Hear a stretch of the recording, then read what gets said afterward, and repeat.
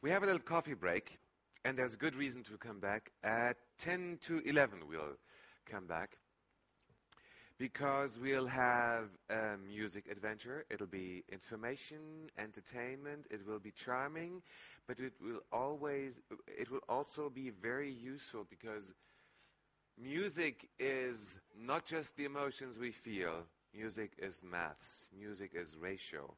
And a conductor from Austria, will explain how much business people may learn from how you run an orchestra, and the other way around.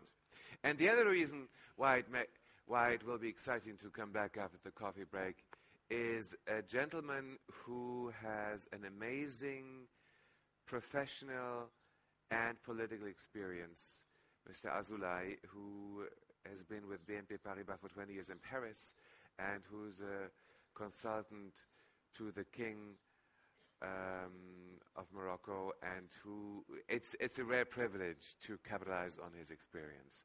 Looking forward to seeing you back in half an hour. Thank you.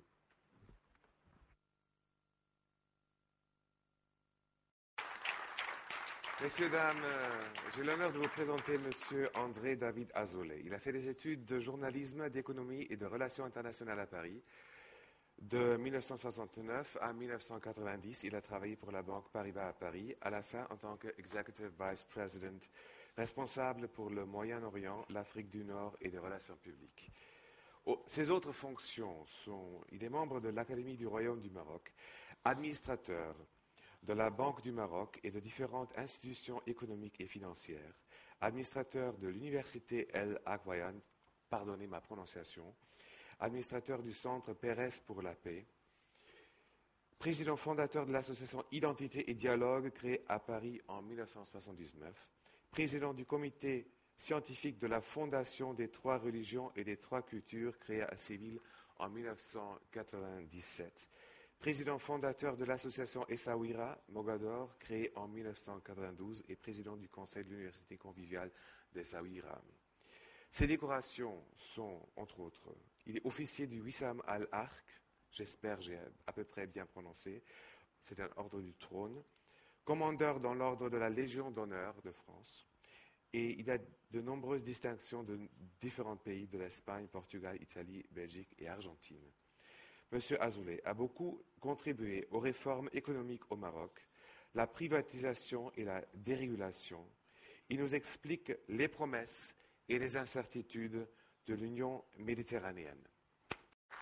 Vous n'allez pas partir sans porter quelque chose de lourd. C'est très gentil à vous. Merci beaucoup. Merci beaucoup. Permettez-moi de vous poser quand même encore une question. Bien sûr. Parce que, tout d'abord, l'Union européenne, aujourd'hui, pour nous, c'est tout à fait normal, c'est la vie quotidienne, alors que la génération de mon père, tout le monde a tué tout le monde. On a vraiment changé beaucoup. En combien de temps est-ce que vous croyez pouvoir voir la richesse et le succès de ce win-win moment que tous les membres de l'Union méditerranéenne ont en vue? Il nous faut attendre 5 ans, 10 ans, 20 ans.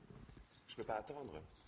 Je peux pas attendre. Si j'avais à exprimer un point de vue personnel, je dirais que les paramètres que je connais et les dossiers sur lesquels je travaille me feraient répondre à votre question de façon technique qu'il ne faut pas plus que quelques années pour y arriver.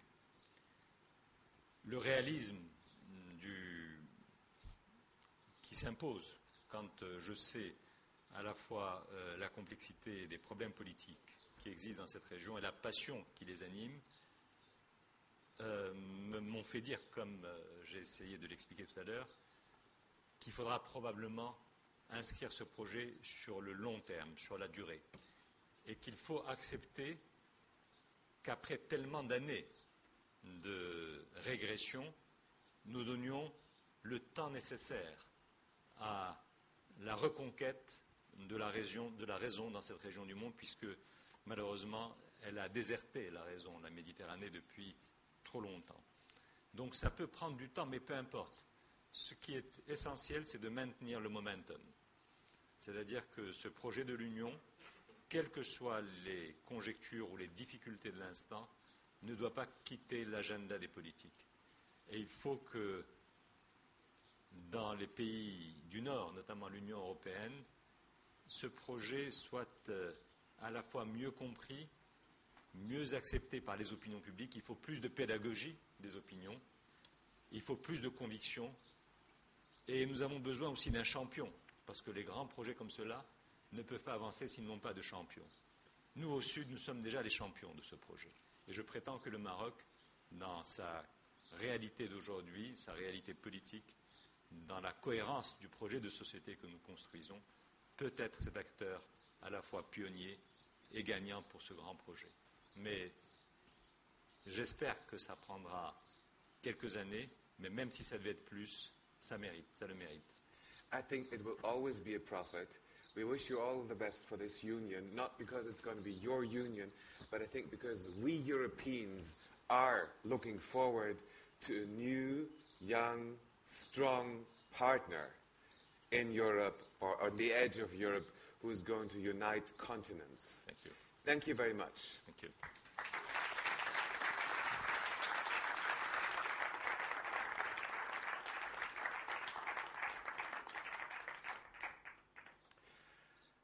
Es waren fantastische 2 Tage, die ich miterleben durfte. Es war ein großes Privileg.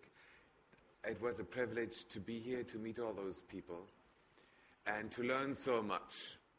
A few things have been very dramatic, like the speech from the conductor. A few things have been very mathematic, like some presentations yesterday. And I think there was some news and some food for the mind for each and every one of you. I'm very grateful that I was allowed to be here. And let me thank you very much to Stefan Achenbach, who's our host and who made all that possible. Thank you so much.